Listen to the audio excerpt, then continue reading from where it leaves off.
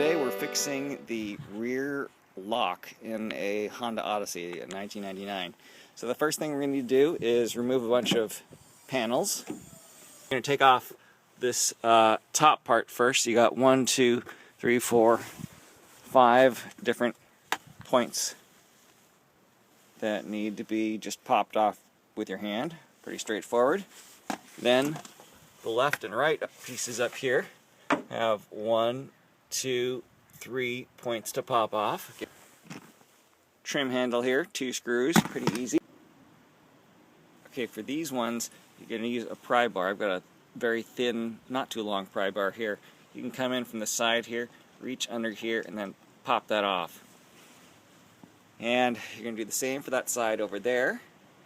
And down the bottom here, you've got 2 screws you're going to unscrew and then pull the clips out of there. You've got one more thing to pop off here. Now these are the tricky ones here. You're gonna, once you pry this bottom part out, you're going to lift that up, slip this pry bar up in here, and then when you see that metal, you're going to use that to pop that off. 1, 2, this one will come off by itself pretty much. 3, 4, maybe that one over there. So now what we're looking at here is the door lock. And so I'm going to start doing some electrical tests and try to see what's wrong with the door lock. Okay, so there's this connector here, which I've disconnected from right over here. And I've got this electrical wire hooked up to my meter, and I'm going to try unlocking. And you see that was pretty brief. And then locking, and that goes up a lot higher. Unlocking. Locking. So I'm getting power there. So it looks like the problem is not in the wiring. Okay, so I'm going to test out the key fob here. I hear the other doors going, but nothing's happening here. Not hearing it here. So I've got to figure out where the problem really is.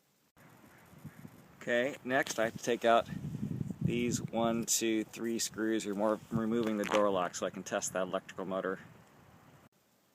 Okay, now we have to I've carefully pried this clip and this clip off of these metal bars. So now I can take the metal bars out of their sockets.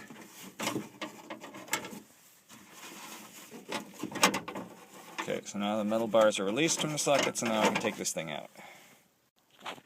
Okay, so we've got 3 screws I need to remove to take the lock off of the locking mechanism. Then I can bring this over to the car battery and actually test the locking mechanism.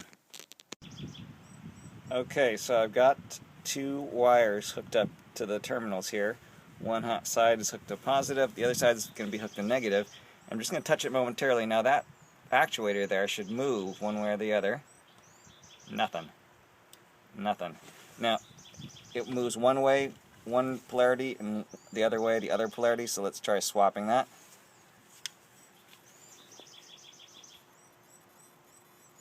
Nothing.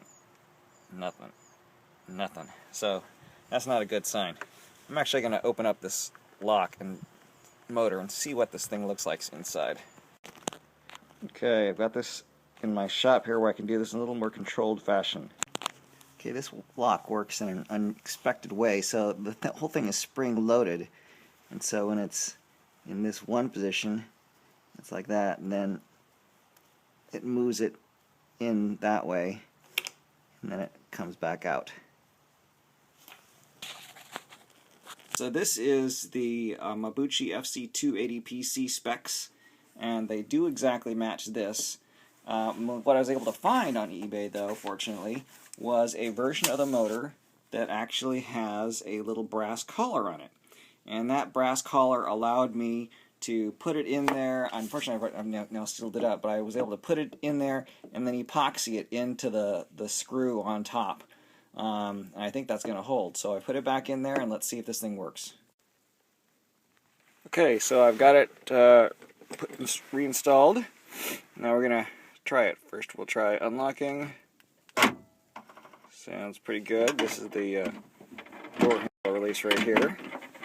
Okay, so now the metal bars are released from the sockets, and now I can take this thing out. Okay, so I've got Okay, let's try close. Oh, that's locked. Okay.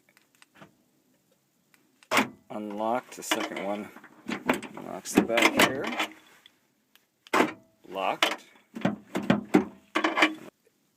My case was a little bit more difficult than many's people because I could not just replace the back end of that motor, but I was still able to find a motor on eBay for $9, I think, that I was able to epoxy in. And again, the key there is the shaft was not. I didn't want a round shaft because it would probably just spin inside that screw. And so having that shaft with a flat side let me epoxy it in there, and I think that epoxy should last and hold for a very, very long time.